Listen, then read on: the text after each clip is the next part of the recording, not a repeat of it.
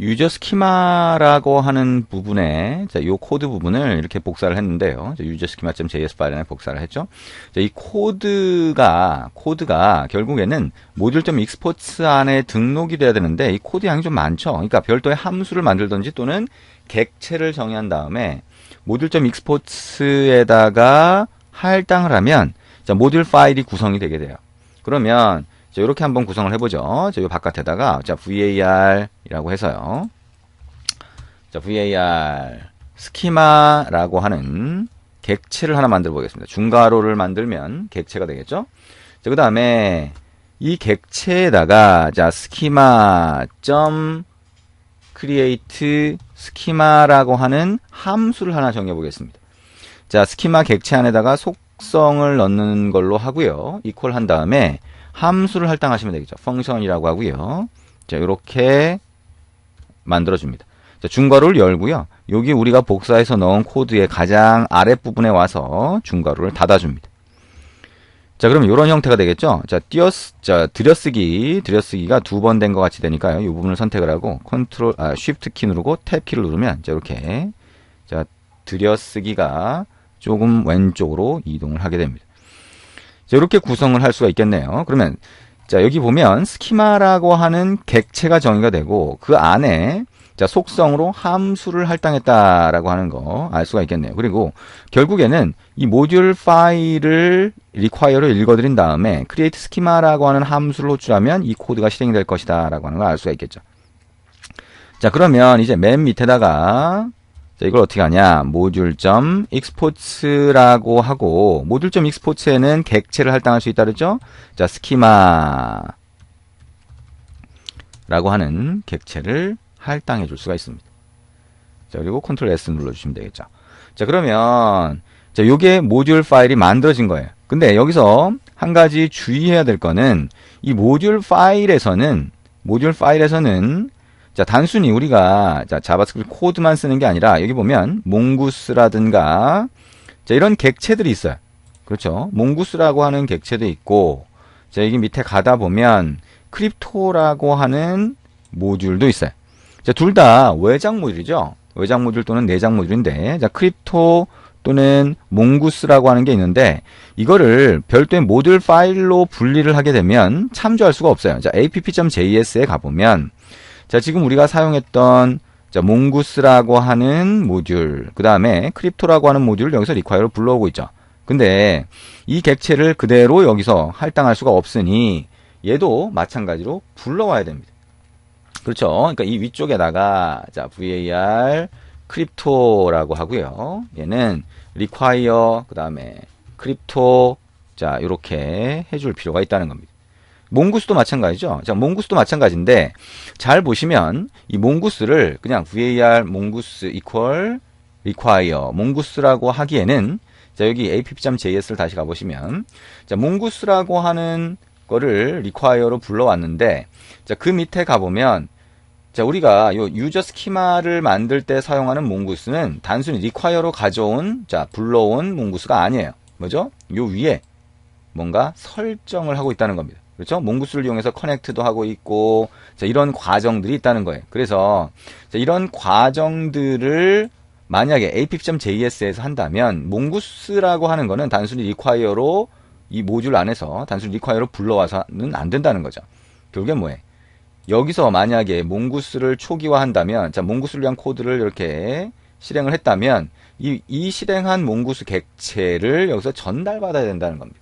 그래서 어떻게 하냐? 자, 펑션 이 함수 create schema라고 하는 함수를 호출할 때 여기에 몽구스라고 하는 이 객체를 전달받을 수 있다는 거죠. 그러면 이 app.js에서 자, create schema를 호출할 때 몽구스 객체를 전달하면서 호출을 하면 됩니다. 파라미터로 전달하시면 되죠. 자, 이렇게 코드를 구성할 수 있습니다. 그리고 이 create schema라고 하는 거를 호출할 때 전달할 수도 있고 아니면 schema.init이라고 하는 초기화 관련된 함수를 별도로 하나 정의를 해서 파라미터로 전달받아서 여기에 변수에 할당해 둘 수도 있어요. 자, 어떤 방법이 됐건 상관이 없지만 지금 여기서는 이렇게 한번 분리를 해보자 라고 하는 겁니다. 자, 그래서 자, 여기 자, 이런 형태로 구성을 했는데요. 자, 유저 스키마라고 하는 거를, 자, 유저 스키마라고 하는 거를 잘 보시면, 자, 여기 또, 우리 이제 모듈에 대한 건 지금 얘기를 했고요. 자, 유저 스키마를 잘 보시면, 유저 스키마라고 하는 게 뭐예요? 원래는 변수여야 되잖아요. 여기 보면 유저 스키마, 유저 모델, 이렇게 있습니다. 그죠? 데이터베이스도 있고요. 근데, 자, 이 변수 선언을 하지 않은 상태에서 그냥 그대로 코드를 복사했기 때문에 이 유저 스키마는 에러가 나겠죠. 그래서 여기서도 마찬가지로 var 유저 스키마라고 해서 만든 다음에 이 유저 스키마를 사용하는 코드가 이제 그 밑에 쭉 들어가도록 하고, 자, 마지막에는 여기서 자, 유저 스키마를 다 만들었으니까 리턴하게 만들 수 있어요. 리턴, 자, 유저 스키마 이렇게 한번 해보죠. 자, 이렇게 하면 이 함수를 호출했을 때 유저 스키마 객체를 만들고 그 다음에 리턴하게 만들 수가 있어요. 그러면 app.js 같이 이 모듈을 불러와서 사용하는 쪽에서 이 함수를 호출한 다음에 리턴 받은, 자, 반환받은 유저 스키마 객체를 유저 스키마와 같은 변수에다가 할당할 수가 있겠죠.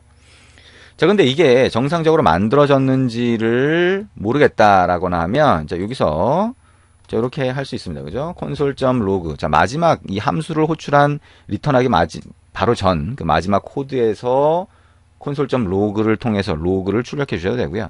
자, 여기다가 출력을 해 주셔도 됩니다. 여기다가는 자, create schema 호출됨 이렇게 자, 로그를 뿌려 줄 수 있겠죠. 자, 그리고 유저 스키마 정의함이라고 하는 게 있고, 자, 쭉 내려가면 자, 이렇게 되겠죠. 자, 유저 스키마 정의함이 자, 여기서 이렇게 로그를 출력할 수도 있고, 저걸 가지고 와서 여기서 출력하도록 만들 수가 있을 겁니다. 자, 이렇게 하면 유저 스키마라고 하는 객체를 만드는 거를 우리가 유저 스키마.js라고 하는 별도의 파일에서 진행하도록 자, 그렇게 분리를 시켜본 겁니다. 그래서 코드 분리를 시켰고요. 자, 이게 이제 모듈 파일이 되는 겁니다. 자, 그러면 이제 app.js라고 하는 자, 파일로 가면 자, 이제 app.js에서 어떻게 돼요? 자, 이 부분이 이제 저 모듈 파일에 정의한 그 코드를 호출하는 걸로 변경이 돼야 되겠죠? 근데 그러면 여기 안에서 그냥 저 모듈을 이 위에서 모듈을 읽어와서 여기서 호출할 수도 있고요. 아니면 자, 이 부분에 해당하는 저 모듈 파일을 불러와서 처리하는 부분을 자, 여기에 별도의 함수로 분리해 둘 수도 있습니다. 자, 그러면 한번 별도의 함수로 분리해 보자라고 하는 겁니다.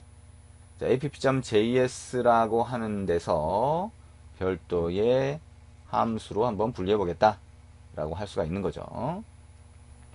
자, 그러면 자, 우리가 함수로 어떻게 정의할 거냐. 자, 우리 거기 보면 자, 함수를 이렇게 분리를 해놨죠. 자, function이라고 하고요. 자, create user schema라고 하는 이름의 함수를 하나 만들어 보자. 그 다음에 자, 여기다가는 데이터베이스라고 하는 객체를 파라미터로 전달한다라고 생각을 해보자. 그러면 이 안에서 뭘 할 거냐? 자, 이게 자, 우리가 require라고 하는 걸 맨 위에서 할 수도 있고요. 중간에 할 수도 있습니다. 일단 중간에서 한번 해보죠. 그래서 자, 여기에 database라고 하는 폴더 안에 user 밑줄 긋고 schema.js를 만들었으니까 user schema.js를 뺀 user schema까지 하면 이 모듈 파일을 읽어올 겁니다.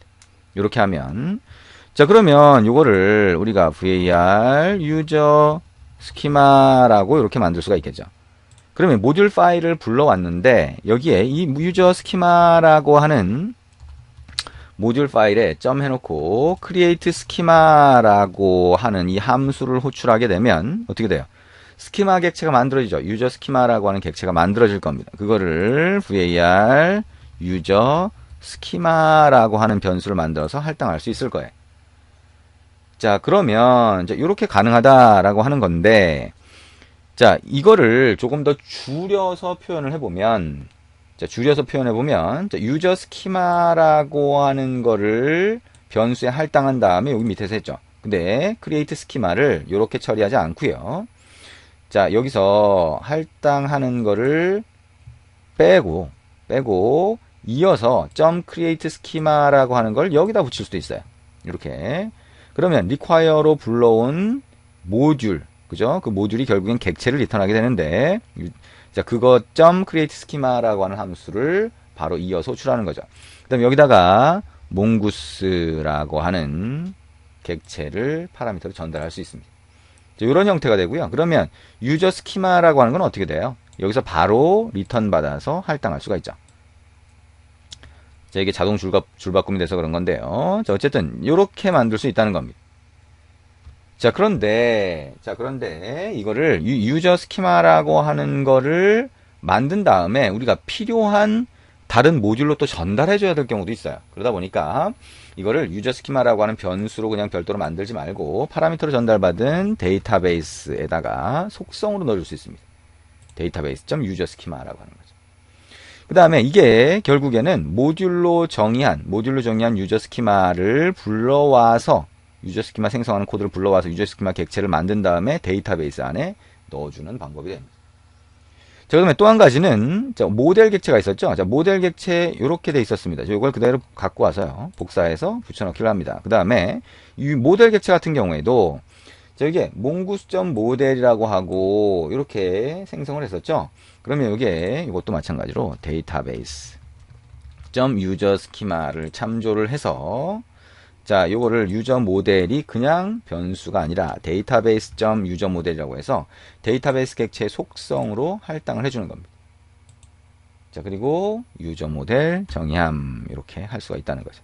자, 요게 create user schema라고 하는 코드가 됩니다. 자, 그러면 이렇게 create user schema라고 하는 코드를 만들었다라고 하게 되면 이제 바꿔줄 수 있어요. 자, 어떻게 바꿔줄 수 있어요?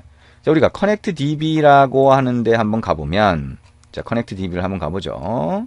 그러면 이렇게 구성이 되어 있다는 거예요. 그래서, 자, 데이터베이스 연결됨이라고 하고, 그 다음에 여기 앞에서, 자, 이렇게 구성이 되어 있었죠.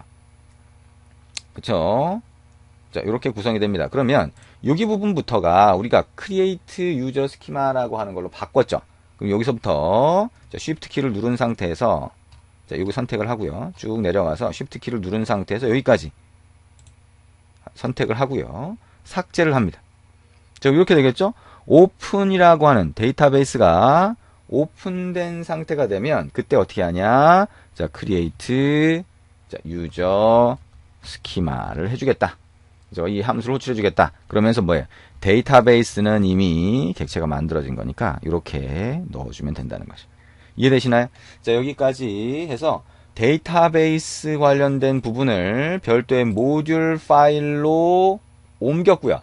그죠? 별도의 모듈 파일로 분리를 시켰고, 자, 분리된 그 모듈 파일을 require로 불러와서, 자, 유저 스키마 객체 그대로 생성이 되죠? 그 다음에 유저 모델 객체 만드는 코드, 자, create user schema라고 하는 함수로 분리시켰으니까, 여기서는 그 함수만 호출하면 되도록 이렇게 변경을 해봤습니다. 그러면, 자, app.js 자체는 코드 양이 더 줄었죠.